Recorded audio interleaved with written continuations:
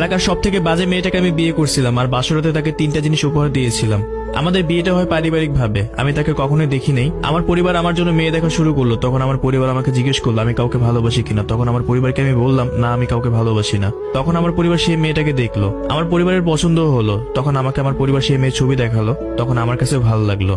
তখন আমার পরিবার আমাকে নিয়ে সেই পরিবারের কাছে গেল, মানে আমরা মেয়ে দেখতে গেলাম। কিন্তু আমার পরিবারের কাছে আমি একটা কথাই বলছিলাম, আমি যাকে বিয়ে করবো তার সাথে আমি একান্তই কথা বলতে চাই। আর তখন যখন মেয়ে দেখার জন্য সেই বাসায় গেলাম, তখন মেয়ে দেখার পর সবাইকে আমি বললাম আমি মেয়ের সাথে একা কথা বলতে চাই।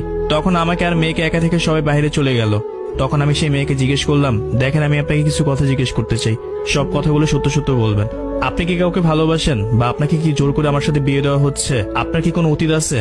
তখন সেই মেয়ে আমাকে বলল, দেখেন আমি আপনাকে মিথ্যা কথা বলবো না, আমি সত্য কথাই বলবো। আমি অনেকগুলো রিলেশন করছি, এই এলাকার সব থেকে বাজে একটা মেয়ে আমি। যদি আপনি এলাকার মানুষদের জিজ্ঞেস করেন আমি কিরকম একটা মেয়ে, যারা আমাকে চিনে তারা সবাই বলবে আমি অনেক খারাপ একটা মেয়ে। আর রিলেশনের কথা বলতেছেন, আমার জীবন একটা ছেলেকে অনেক বেশি ভালোবাসতাম, সে আমাকে ঠকাই।